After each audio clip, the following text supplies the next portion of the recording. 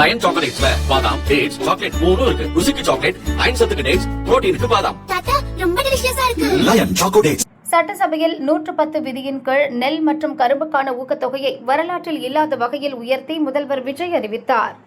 விவசாயிகள் நெல் மற்றும் கரும்புகளை பயிரிடவும், அறுவடை செய்திடவும், விற்பனை செய்திடவும் தங்களது உடல், பொருள், ஆவி அனைத்தையும் செலவிட்டு மேற்கொள்கின்றனர். தற்சமயம் தமிழ்நாட்டின் ஃபினான்ஷியல் பொசிஷன் சரியில்லாமல் இருந்தாலும் நெல் மற்றும் கரும்பு பயிரிட்டுள்ள விவசாயிகளின் நலனை பாதுகாக்க வேண்டும் என கருதி தமிழ்நாட்டின் வரலாற்றில் இல்லாத அளவில் மாநில அரசின் நெல் மற்றும் கரும்புக்கான ஊக்கத்தொகையை அதிகரிக்க முடிவு செய்துள்ளோம்.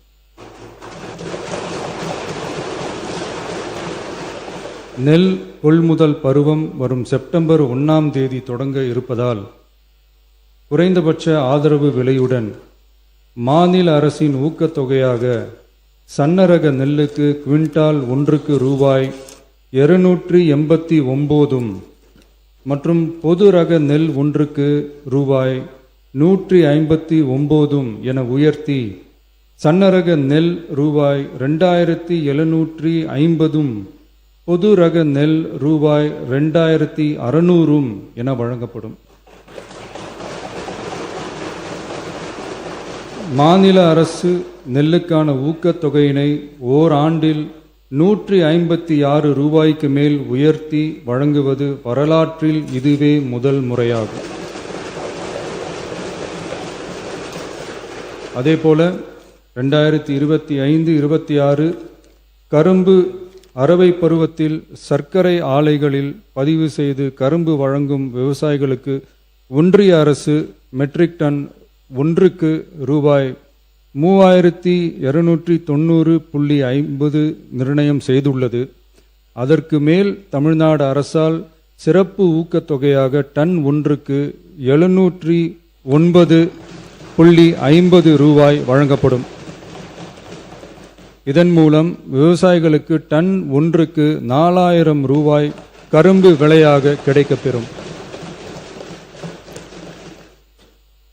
கடந்த 5 ஆண்டுகளில் கரும்பிற்கான சிறப்பு ஊக்கத்தொகை 156 ரூபாய் மட்டுமே உயர்த்தி வழங்கப்பட்ட நிலையில் தற்போது முதல் ஆண்டிலேயே 360.50 ரூபாய் உயர்த்தப்பட்டுள்ளது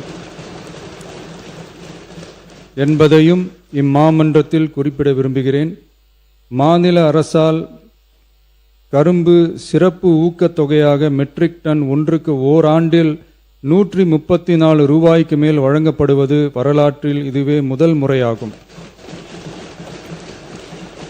நமது அரசு எப்போதும் விவசாயிகளை ஒருபோதும் விட்டுவிடாமல் அவர்களோடு தோளோடு தோள் கொடுத்து விவசாயம் சிறக்கவும் ஊரக வாழ்வாதாரம் சிறக்கவும் என்றும் உறுதுணையாக இருக்கும்.